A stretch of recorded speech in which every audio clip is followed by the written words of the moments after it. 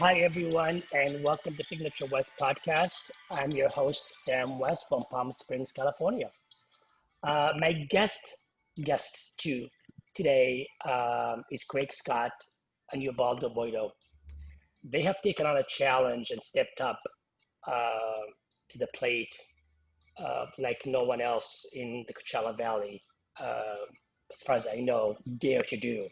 They live here in Palm Springs, California, and I wanted to invite them to find out what motivated them, inspired them to take on such a huge challenge, and what's their vision, and what do they see in the future to bring light uh, and being the advocate that they are to this big problem that we're having. Hi, boys. Hi, good How are you? morning. Good morning. Good morning. So let's go back to before you guys met.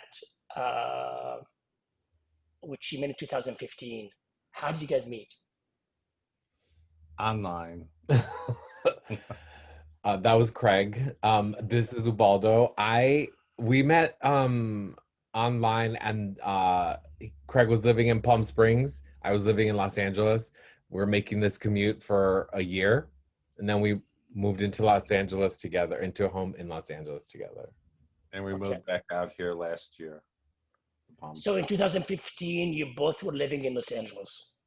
No, Craig was living in Palm Springs. I was living in Los Angeles. Okay, and you guys were commuting back and forth. Yes. Okay. Okay. So, like most couple, you guys meet and you fall in love, you get together, you date, you know, the usual stuff.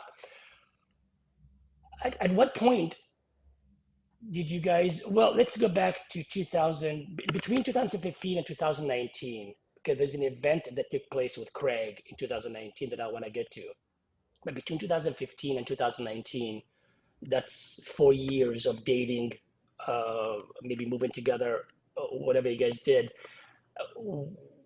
What brought on this even idea, this notion that you can advocate and take on a problem that's bigger than life? It's in my opinion. This is Craig. I would say it wasn't like a light bulb went off at any real point. It was just kind of like a gradual awareness and involvement. Like so many people in this country, I'm the grandson of immigrants, and I was raised to be really aware that we were fortunate to be here and immigrants, and you treat immigrants well because, our family went through that. And so I always had a sensitivity to immigration. And early in our relationship, Ubaldo at one point said, "Oh, someday I want to go to Mexico City." And I got on the internets and I looked up tickets to Mexico City, and I said, "This is really affordable. We can go to Mexico City whenever, we have the time to do this. This is not, a far-fetched idea." And we went to Mexico City a few times. We loved it. And we learned that going through Tijuana was a more inexpensive way to go to Mexico City. So we drive to Tijuana, park at the Tijuana airport, and fly to Mexico City. And at some point we said, "Hey, we should spend some more time in Tijuana." We spent more time in Tijuana, and we'd heard about the caravans and that there were like LGBTQ contingents within those caravans that were facing challenges. And at one point, When you say challenges, what kind of challenges? well, we didn't know. Oh, so you had no idea. You're still Well, in the dark, in the dark at this point. right. And Okay. we knew, they were fleeing something like so many other people. And the newspaper articles that we read said they were separating due to safety. And, we didn't know the details, but we said, "Hey, we're in Tijuana. They're here somewhere. Let's go try to find them and see what's going on. And if there's anything we might, And what year was this? oh, It was 2018. 2018, yeah. 2018. And this is not the same. I just want to be clear. This is not the same camp that you, Craig, visited in 2019, and you were overwhelmed when you discovered how bad things are. Or the same? Was that the same trip? well, every time I make a trip, I relearn that lesson. Yeah. But your first trip, the first trip that you took, obviously the first trip is the real deal because that's when you became Well, aware. gosh, I don't recall what year it was the first Okay. time. Okay, let's just go with that. And we did some internet searches for shelters that house LGBTQ people in Tijuana. And we reached out through Facebook and said, hey, we're going to be there on such and such a date. Can we stop by? And they did. And we stopped by and we met a lot of people from all over the world, and they were fleeing some really horrific violence. Do you care to give examples of the horrific violence? I'm sure it's Well, it's bad. I it's bad. mean, you read the newspaper stories from time to time about this country or that country, and it's just the tip of the iceberg. We heard about beheadings, we heard about multiple rapes, we heard about people just being shot and killed, beatings. Anyway, so I just want to be very clear. We're still talking about the problem in the sector of the LGBTQ as far as the Right, asylum. Okay, all right. right. That's what they were trying to get away from. You know, they didn't want to be killed, they didn't want to be raped. And it's really in so many countries, and it's so often, and it just happens so much more than we have any idea of what's going on out there. And Craig, you mentioned you have the love, you have the love and the care because you're also an immigrant. Ubaldo, where are you from? My family's also from Mexico, or my family's from Mexico, sorry.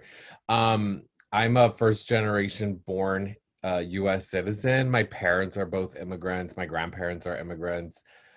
So I have the same similar story. Okay. But of course, I grew up in Arizona and close to the border, and it's a very unfriendly place. There's a lot of Mexicans, but there are also a lot of unfriendly people unfriendly towards Mexicans growing up. So, and just so we can, now we're talking about an era where the immigration and the asylum is taking a new direction government-wise. When you guys started to dip into this, because it was 2000, you said 19, 18, give or take. It was definitely after 2016, let's say that, right? mm-hmm. Yeah. So that's when we have a new government and things are really taking a whole different direction. Well, yes. Yeah. This is Ubaldo. Yes. So I just want to say that what we've come to realize is that the problem has been there for a long time. What we hadn't noticed was the vilification, the villainizing of people coming across the border. They were always scapegoats, right? There were always something to blame about people immigrating here. Right. But this administration definitely directed anger and hatred towards them, not just blaming and and scapegoating.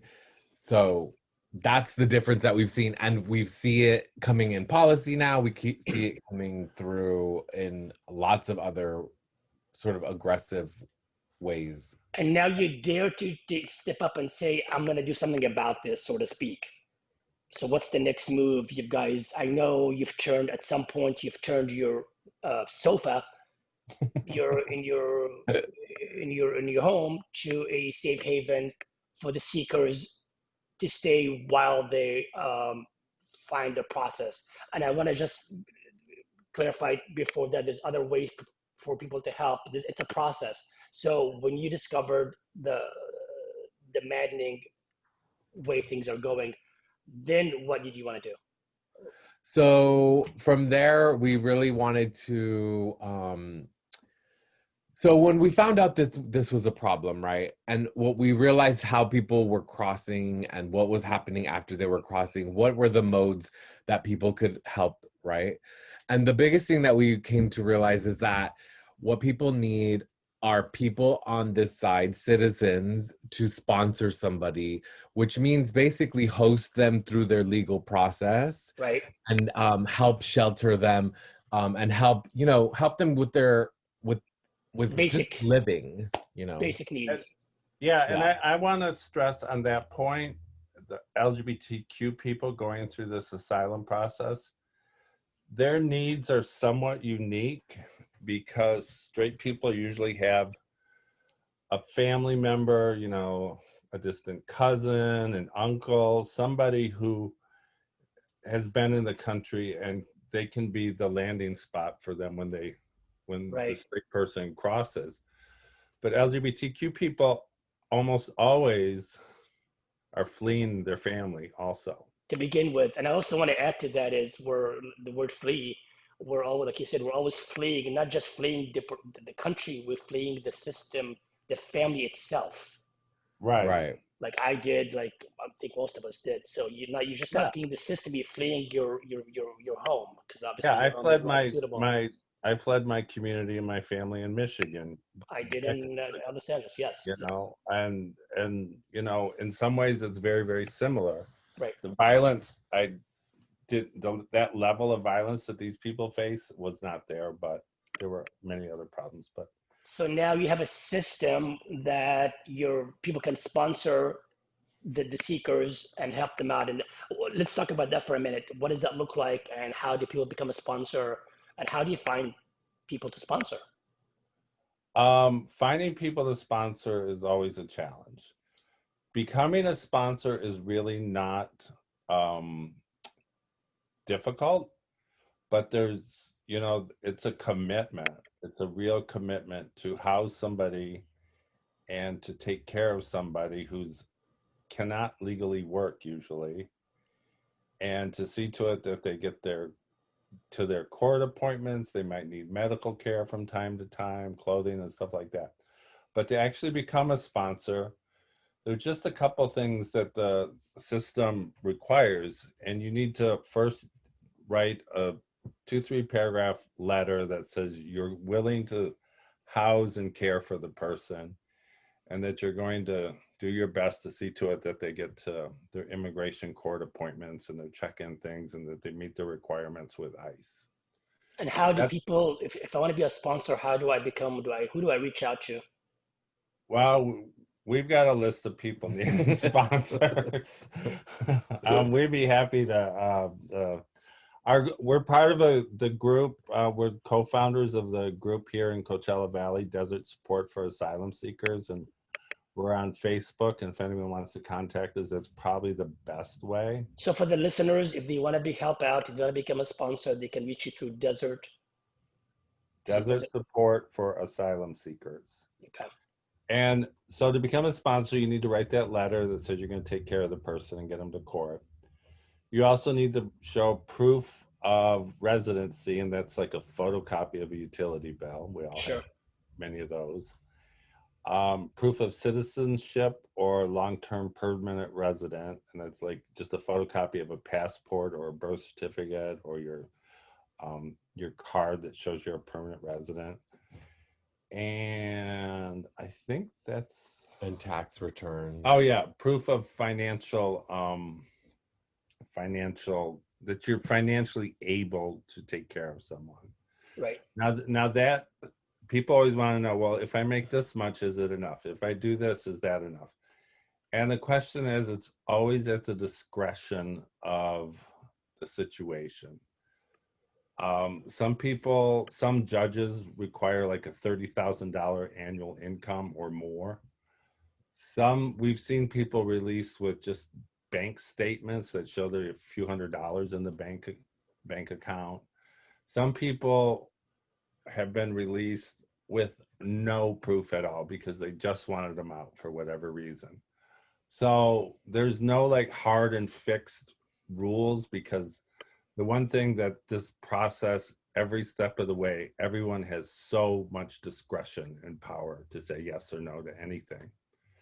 So when I said we need a letter, proof of income, and all that stuff, probably. Okay.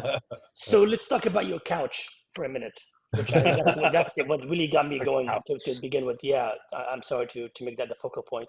So It your was couch, a really, this is Ubaldo. It was a really nice black leather quilted couch. It's now just no, it's not even. It's to me the notion that you were willing to give a space to a yeah. stranger to stay for I don't know how long. You let me know in a minute till they go through their process. So are you still doing that? And We would you can, never you can, kick we would never kick anybody off our couch.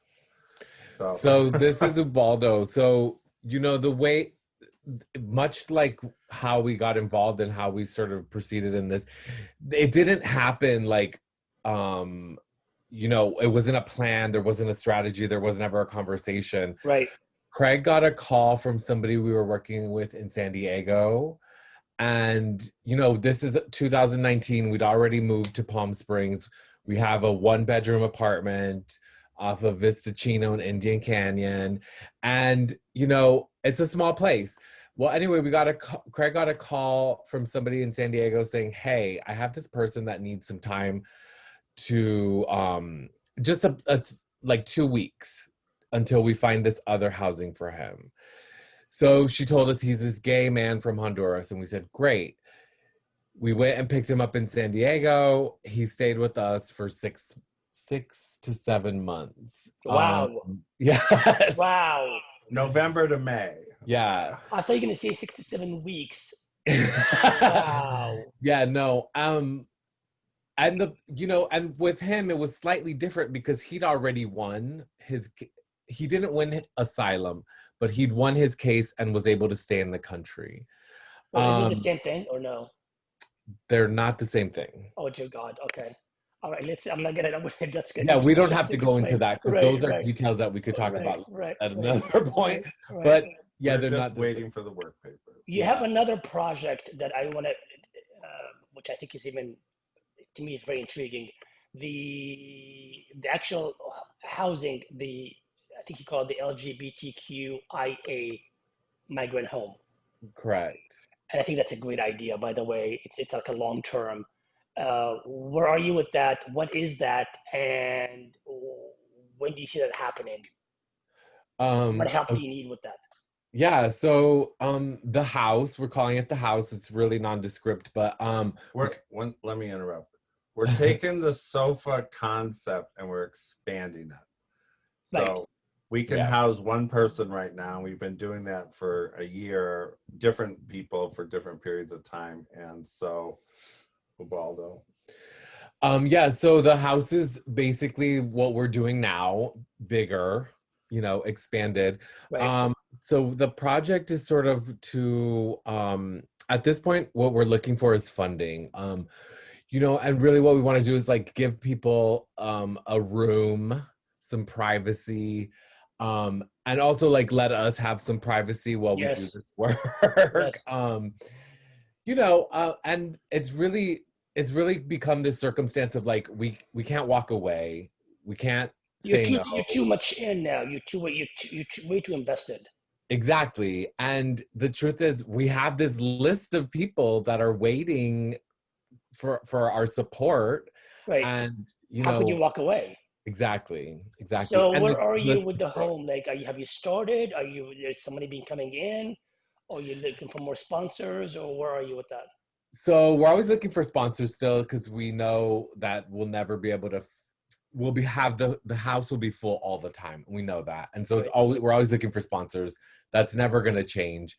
I think one of the things I'd just like to say is that we found some place. I'd rather not go into the details, but we're really hoping that one works, because we haven't been able to find housing very easily in Palm Springs right now, or in the Coachella Valley, honestly.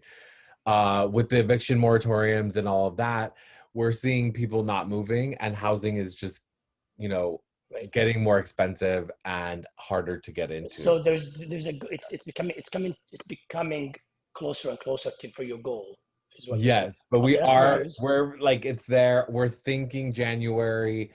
We're really excited. We still need more funding. What we're trying to do is we're trying to move out of our 1-bedroom house, our 1-bedroom apartment, into a 3 or 4-bedroom apartment house, and so that we can house 2 people to the other bedrooms in each of the other bedrooms. And we're gonna live there. We're gonna pay a portion of the rent, but we just need help with the rent. And it's gonna be more rent, more utility bills, more mouths to feed.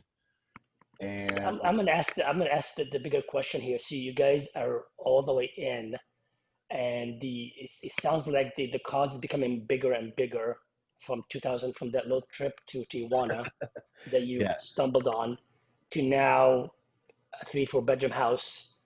Um, where do you see this going, and what's your ultimate goal in this? I think this is Ubaldo. I think we kind of see this kind of growing into maybe a model that we could help other people realize. And also just honestly, the end all be all would be open borders, and this doesn't have to be, right? Like, we would love to not have to be doing this work, but ultimately what we really want to see is like be able to create a model that other people can realize themselves. Right. And it's not that difficult. The thing that I would say is, like, this is life-changing work. You're involved with another human being's life on another It's a level. huge responsibility. I mean, yes and no. The truth is, it is, but all these people have agency, and we just want to support them. Like, we want to make sure that they get a job, they start their life, that they feel safe. Right. And the house isn't to create this long-term housing for everybody. What it is it's a short to long-term stay while you start your life in the US. Because what we've come to realize is, like, so most of the people that are coming through have the power and the conviction to want to change their lives. And they do that, right? Because some people have walked here from Central America to the Mexican border. And some people have flown from across the globe to, like, flee persecution, but also to start a new life. Right. And we just want to be support for that. Like, that's the biggest call, is like, You make I it don't want sound to. you make it sound so like you said, it's not that hard, but it is in a sense. It's you're dealing with strangers, emotional, mental stress, language barrier, Yeah. new culture, the gay culture in itself. That's another topic altogether, along the U.S. culture. So call me crazy. It's a lot. A lot. Yeah, I guess, you know what?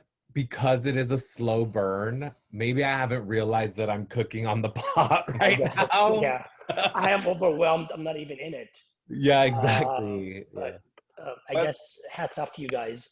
there's Um, no way we could do this without the support of other people too. I Mm. mean, like, things like, some people just come by and meet an asylum seeker, and they take them out shopping to lunch or something. It just helps that person get connected in to the community. They can ask all their questions of this other person, and that's something we just couldn't do. I mean, of course we do that, but meeting people, there's just a limited capacity for us to, like, introduce people to so people. is this the area that you need the most help in? The reason I'm asking that is because um, I want the listeners to be able to reach out if they can, to help you if they can. So Well, is that this the area that's crucial, that you need help the most well, with? the most is, we really want to get this house up, and we want to get it nailed down, so to speak. And so funding for that is the most important thing. But there are other things, just being a friend to somebody and offering ideas. taking people to food banks, that would be a great help if somebody would, commit to taking an asylum seeker or two to a food bank once a week or once every other week or something. That would be a great help. And to find you, to find all that need is just by reaching out through your desert support for asylum seekers on Facebook. That's Yeah. that's the best way to find you guys. Yes, that is probably the best way. Yeah. One of the other things, this is Waldo again. One of the other things that I would say is making a connection with somebody, and you don't have to take them shopping. You can come over and say, hey, let's go for a hike. Hey, let's go do this. Hey, come meet some other friends. I understand it's a time of COVID and everybody's a little bit scared of each other. But what we're trying to do is to show people that this is a safe place. Right. And that, there are people that want them here. And also, it's not difficult to like be gay in the world. And that's one of the things we've seen the most is like the struggle to be themselves, to be gay, and the internalized homophobia and the internalized anger and struggle that they go through, which we all went through, right? Right. But like, we're on the other side of that. Right. I'm on the other side of that. I can say that. But what we're seeing is like, we want other people involved so that they can see that there are other people as well, like it's okay to be gay. It's okay to be LGBTQIA plus, all those things are okay. And that's something that other people can provide, is that space. Yeah. I have to say I'm very impressed. I've done a lot of volunteer work and I've done a lot of outreach work and I've done a lot of things not in that magnitude, especially with the couch. I'm very impressed, and I'm hoping, for me personally, that putting this out there for you guys, that the listeners can also get a chance to help out and reach out to you guys, and hopefully get your goal accomplished, or at least move the needle Thank you. a little bit here and there. I would certainly do my best to help out, and hopefully this podcast will help you guys even more so. You guys, I'm impressed. Thank you. And thank you for coming, and thank you for sharing the story and your couch, and it's a lot. Thank you for having us, Sam. I mean, we appreciate you giving us this platform to share. Please reach out, anybody listening. There's a lot to do, and some of those things don't involve even seeing other people, and we can get into all the nitty-gritty later. But if you're interested in volunteering, there's definitely something that you can do. And I just want to add, like, it's really rewarding, and it's been really interesting work meeting people, other LGBTQ people from around the world, and to hear how those communities function or don't function, and to really be a shoulder to lean on as they try to make their way into our community. And it's been really rewarding, and no doubt about it, it's been a lot of work, but I see the least. Great. Yeah. It's great work. Thank you again, you guys, and everyone that's listening. If you want to reach out, it's to Desert Support for Asylum Seekers. Thank you again. This is Sam West with Signature West Podcast. Until next time. And you guys, thank you again. I can't thank you enough. Thank you. Till next time. Bye-bye.